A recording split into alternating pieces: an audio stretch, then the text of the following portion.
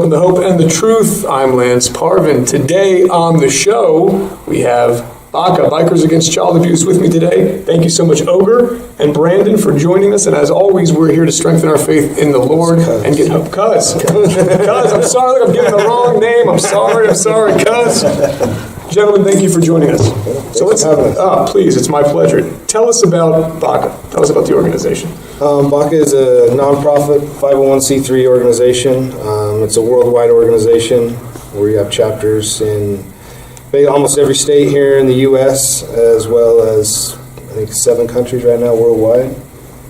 We're, like I say, a nonprofit organization. Our sole mission is to empower children to not feel afraid of the world in which they live. We do that by basically our physical presence, being there. We tell them we're going to be there. We show up. You know, we be there for the kids. If they're ever afraid, they're scared, they need us, they call us, we're there. We go to court with them. Whatever they need, we're there. No, I think this is great because most people think they know about services that are offered to abused children. And they say, wait a minute, what is a biking organization, what is a biker organization going to actually do? But it's actually interesting, just that moral support, that physical support, when you're there for a child that's been through so much. What are some of the things that you've seen, especially when children have to testify, when they feel like their world is falling apart, they become isolated? What, for you guys, what got you into it? Obviously wanting to help the children, but when you hear about this, you're like, well, I can really have that much of an impact on a child. Well, one of the biggest things that I've seen personally, and even our president can attest to it, is going to court with a 4-year-old little girl that has to go testify against a perp. And with our lovely justice system, a lot of times they will not let the family into the courtroom.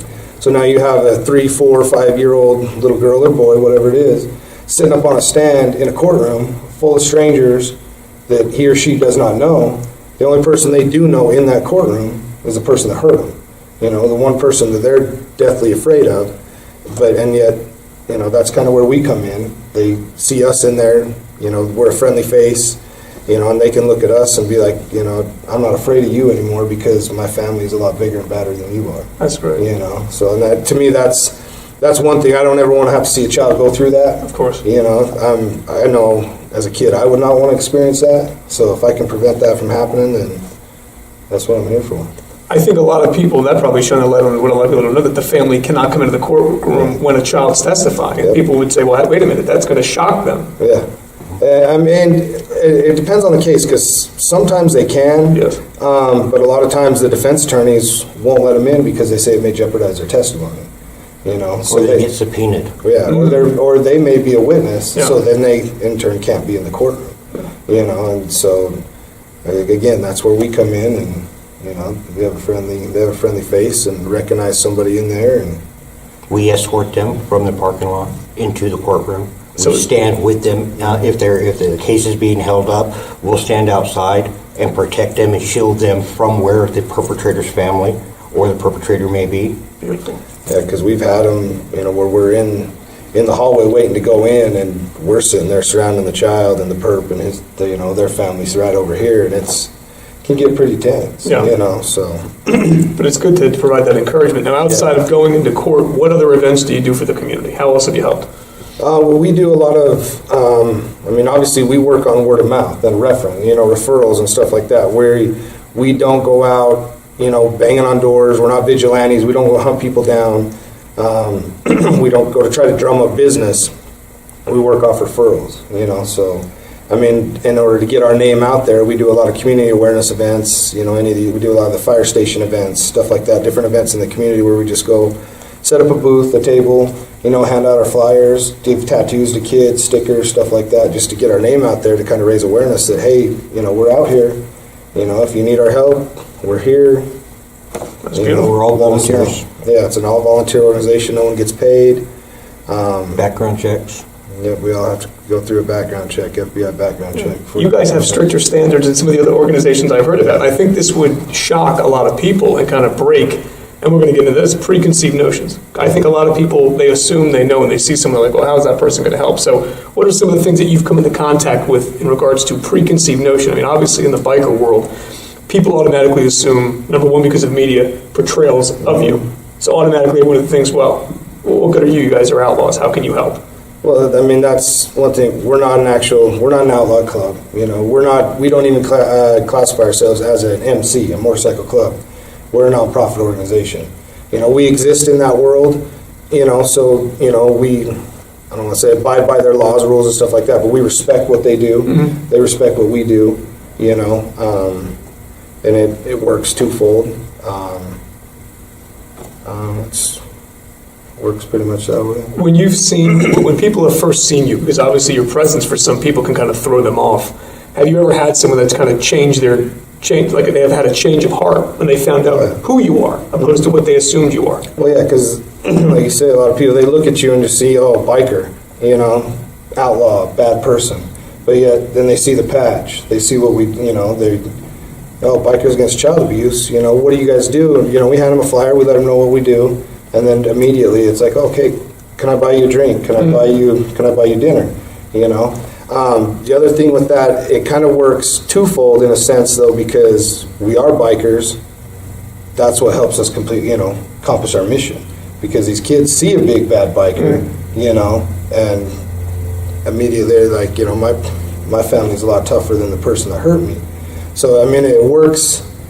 It works kind of twofold, you know what I mean? Like with the public eye, but then with these kids, they see us, you know, big tatted up people, and you know, we have females in our group too and stuff like that. But even still, they look up to that as an adult, you know, an adult in that position, and they're like, you know, these people are here to help me. You know, I don't have to be afraid.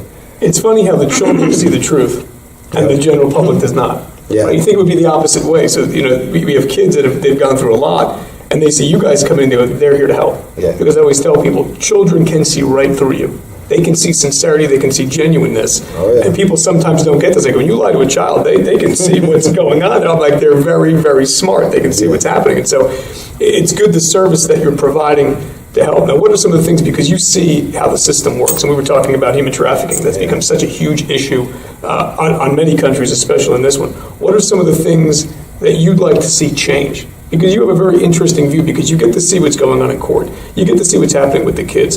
What are some things that you'd add from your standpoint that you'd like to see shift? One of the things, I've talked with him a lot about it. One thing that I would like to see, as far as a law or something like that, go into effect is when a parent or guardian or something is the perp, is the abuser, and they get charged with that. They in this day and age right now, they still retain their custodial rights to that child. So if they have visitation, that child still has to go see that parent or guardian. You know what I mean? Until this court process plays out, they're still, deemed innocent until proven guilty. But even though they may have molested this child or beat this child, that child still has to go with them every week, every month, whatever it is. I would like to see something change in the fact that until that court case is played out, they lose all their custodial rights until the court case is done. And people could say on the flip is, well, court cases can last months, years, everything like that. What if it's a false accusation? Well, if I'm a parent that's being falsely accused or somebody, I would want my case. You have your right to a speedy trial. Yeah. Speed it up. Let's get the truth out there, But to me, it's heartbreaking to see, because we've had children like that the father is the perp, and they get to go to they get to see that father every weekend, and they're deathly afraid. They are cleaning to mom, saying don't let me go, and mom's tried to not do that, but yet dad comes with the court order saying I have a paper, and the cops are like, we can't do anything, until this court case is done. So it's something like that is what I'd like to see, and the other thing is one of the biggest issues we have with social service agencies and stuff like that is them communicating with each other. It always seems like social services is, on one side, DCFS is on the other side. And we're all here for one thing, to help kids. Absolutely. And it's like, why can't we all get together, get on the same page, and do what's right for these kids? And that's a great point. I think a lot of times, often foundations, nonprofits, and certain groups, they want the glory. They want that publicity. And it's like, we're not here for ourselves. When we can unify and all work together, number one, we're going to get more done. Yeah. And each of us has special skills that we can do. When we combine like that, that's what's going to make an effective difference. That's what's going to necessitate change. And I think that's another valid point where people have to understand, rather than worrying about, our organization needs credit for this. No, we're here to help kids. Yeah. What organizations have you worked with that you kind of have that symbiotic relationship with, where you can work hand in hand? Well, we work with like DCFS,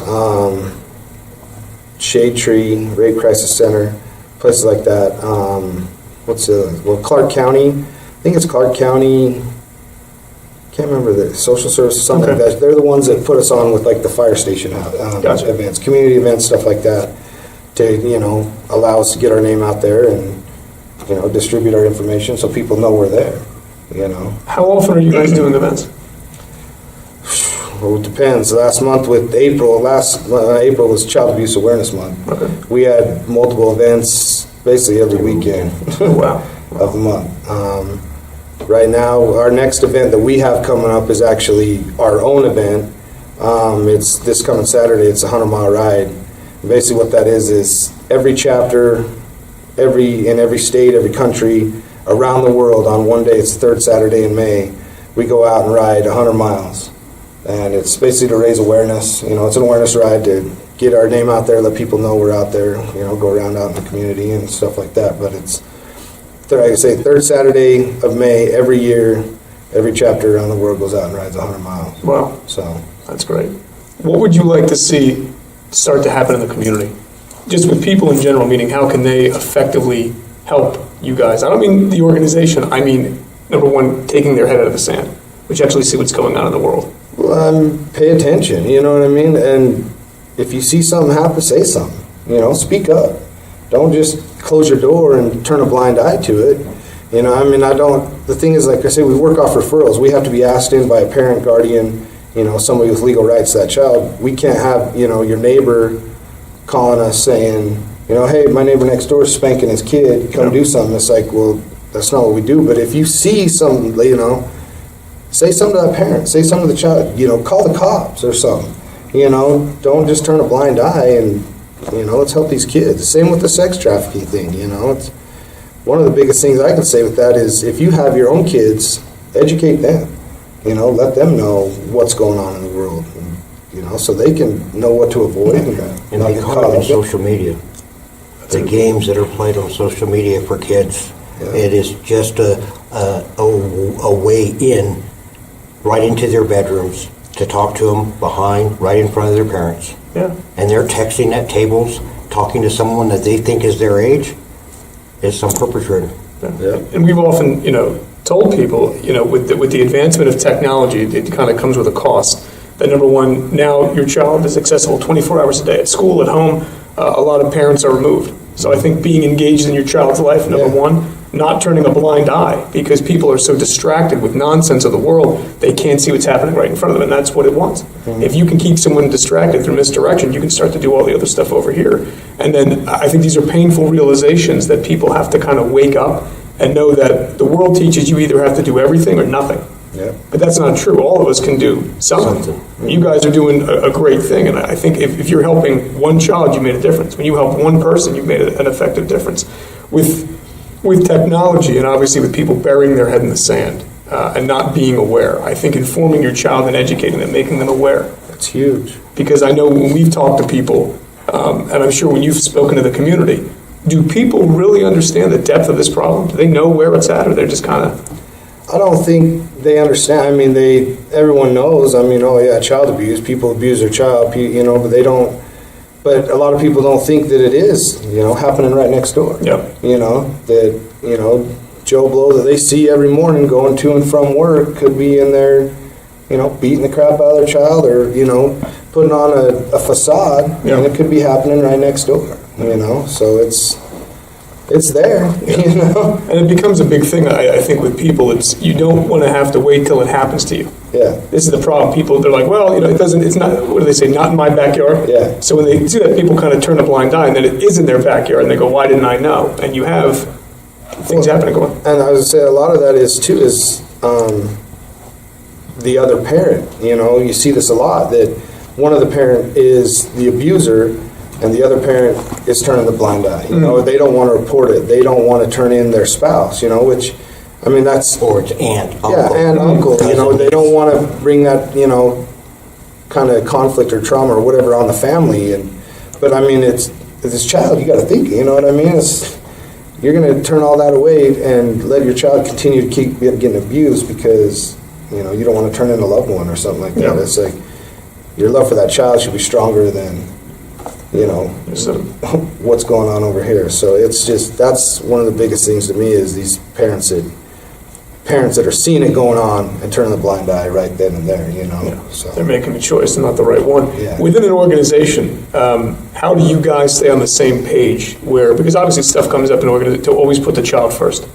Well, like I say, I mean, that's our whole mission. I mean, it's simple.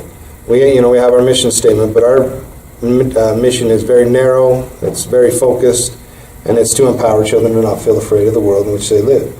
You know, and that's our simple, it's very simple. If anything we do does not have to do with that mission, it does not further that mission, we don't do it. You know, it's plain and simple. It's very narrow, simple mission. Putting the kids before yourself. Exactly. And I think with that, it sets a good standard for everyone else. You have to lay down your lifestyle and put your child first, put children first, and then you can make a change.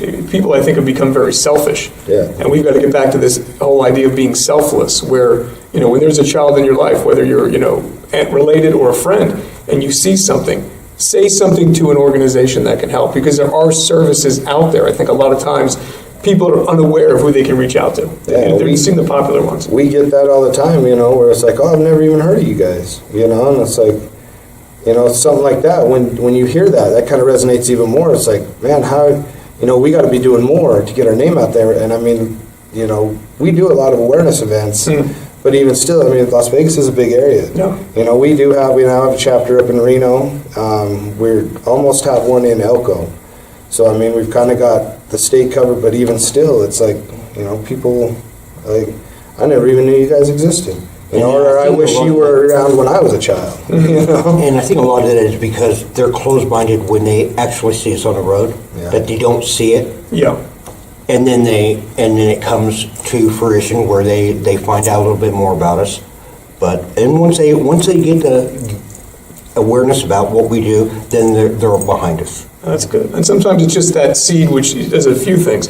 Number one, it makes the person self-reflect, saying, wait a minute, why am I judging these guys? And they're doing more for the community than I am. I think it starts to wake a person up. And it's, you know, people are very quick to look at someone else and say, oh.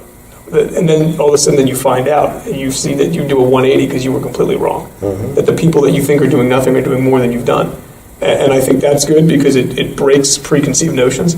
Hopefully it wakes a person up that they need to get involved in this. I think, you know, people in general need to start doing stuff. They need to stop being so comfortable and kind of come out of that luxury zone and say, look, I can help in some way, whatever that way is. If it's starting an event, if it's calling, if at least being aware, starting a club, but doing something. Because too often we look to others saying they've got it handled, thinking the problem's under control. It's not under control. No. And one of the things, too, I had to add on is if you do start something or you do become part of an organization, stay with it. You know, that's one of the things we see, you know, people that come into our organization and they're all gung-ho right at first, like, yeah, I want to help kids, I want to ride my bike, and then they see the actual, you know, the work we put into this, you know, and the time and the effort and stuff that we spend doing this, and they're like, whoa, this is more, you know, I thought you guys just went out on the weekends and, you know, hung out with some kids, and it's like, no, I mean, like we were saying before, we got to pass a federal background check, and it doesn't matter if you've had the highest level of clearance in the military, you still got to pass another background check for us, you know. So it's a commitment. Yeah. It's a big commitment. It becomes a lifestyle. And it's a lot of training. Yeah, we do a lot of training. I mean, this isn't just throw on a vest and throw your leg over a bike and let's go ride. I mean, Can you talk about some of the training? Yeah, we do a lot of, and it's pretty. I mean, it's pretty amazing how it's progressed into what it is so far. I mean, a lot of it's all web-based webinars that we do training, you know, how to speak with children, you know, how to act in a courtroom, you know, stuff like that. What it is to actually be a biker and be a person in B.A.C.A in this organization, what we do. You know, this training isn't to every, you have to be cleared and be, in our organization to get any of this training, but it's very in-depth training that a lot of it goes into this. That's good. I think that'll break some people. Like, oh, just get on bikes and ride. It's like, no. You guys are doing events, and you have to be able to know what you're involved in to be able to work around children. Yeah. It'll take a lot from you, but you're willing to give it all to help. Well, there's a certain amount of time when someone new comes into the organization before they even can interact with our children. We don't just let anybody deal with our children. They have to be cleared. They have to go through a certain amount of education. There's a wait time to see what this person's actually like. Because a lot of stuff too, these kids have been traumatized. So like I say, we learn how to speak and interact with them, because you don't want to ask them something or say something to them that's going to re-trigger a traumatic experience. That's the last thing we want to do. We're here to take that fear away. We don't want to encourage more, add to it, and give them more fear, so. It's interesting. Some of the guidelines that you have, I think, would help a lot of other organizations in regards to the lack of training they have and just how unprepared some of the people are that are working with children. Especially in certain counseling in the school system. I think this is necessary training for anyone that's interacting with kids, but oftentimes it's not offered. There's a lot of stuff, and that's why people can't see it. They don't understand how to respond to it. Yeah. And that's, you guys are one piece of a puzzle in helping make that child whole again, kind of bring them back from a point, giving them hope. I think that's one of the biggest things when we've worked with trauma victims is that they give up. Yeah. That hope's been taken away. And so everyone that comes into that child's life, we have to help bring that hope back and show them that they have a purpose. They're not here by accident, and that wasn't their fault. And that's oftentimes what people think. It's like, well, I don't get why. You have to look beyond that, put yourself second and put them. See, and we have, one of the things we say is once a B.A.C.A child, always a B.A.C.A child. So we even have, kids that, they're progressed out, turned into adults, they have their own, married, have their own kids, stuff like that. And we'll be out in an event, even, kids that were B.A.C.A children from other states, somewhere else, and be like, oh, they'll come up and see us at an awareness event or see us out riding and be like, B.A.C.A, I love you guys. I was a B.A.C.A child back in Ohio or something, 10 years ago. You guys saved my life, stuff like that. You hear that and you see that all the time, and it's like, you see, we are making a difference. We're, we're putting a small dent in, this, I don't know what the word I'm looking for, but it's just ridiculous. There's nothing like seeing a child that is closed, head down when you first meet them, and after we're involved, out riding their bike playing, and don't want us around. Yep. And you see them open up. That's huge. That's nothing greater than that. That is what I've come to do, and to help children. And when I see that, that's my reward. Have you, since you guys have been with the organization, is there a testimony that stands out to you in a turnaround where you've seen, like I said, a child out in the yard playing and they're like, no, Mom, you don't have to give names, but something where you've seen a complete 180 and you go, that makes it worth it? I have one. When I first started with the group, I was still a supporter working towards a patch. And actually I have a little memento. We all go by road names. Like I say, I'm Ogre, he's Cuz. And that's, our children go by road names. It's to protect them, to protect us, because this patch on our back is not just a patch for the kids, but it's a target. These perps out there, they're sick individuals. But we had this one girl, I believe she was 13 at the time. She'd been abused. She was failing out of school, withdrawn, didn't want to go to school, didn't want to do anything with her family. She got involved with B.A.C.A. She was one of our very first kids that we did, that I dealt with in the chapter on a level 1 and stuff like that. And you want to talk about a turnaround, big time turnaround. Within a few months, at first she didn't want to testify, she didn't want to do anything. She went from, being this shy, sheltered little kid to she, was now doing great in school. Her grades were turning around. She wanted to graduate early. She wanted to testify. She wanted to put this perp away. She was going to counseling. That's another thing we do is, we have a child therapy fund. If families can't afford certain services or stuff like that, if we believe it'll benefit that child, we'll help cover some of those costs. With this child, she was in counseling, and we would take her to and from counseling once a week. We'd go to her house, pick her up, escort her down to her counseling. We'd hang out outside, send a couple female members in with her. She would do her counseling, come out, and we'd ride her home. And I mean, it was cool to see. She loved motorcycles. There's a couple of times where we went up to pick her up, and we actually would bring, was a downpour outside, and we brought one of our members in a car, in a cage, you know. We're like, well, we got a cage. She's like, I'm riding. We're like, really? She's like, yeah, you guys riding? I'm riding. It was like awesome. So we put her on, and we rode down and took her to her counseling and stuff, and it was really cool to see that. But, you know, long story short, the turnaround in this girl, she ended up graduating from college a year early. She enrolled in, now I believe she's in the Air Force Academy in Colorado Springs. Or, is it Colorado Springs? Yeah, in Colorado. Now, I mean, we haven't really heard a lot from her since, but that was the last we heard. You know what I mean? She's doing great. Yeah. You know, stuff like that. That right there, like I say, it was a good time for me when it happened, like right as I was coming into the organization to see that, and that was like, that got me. You guys are a blessing to the community. How can people donate? How can they get involved?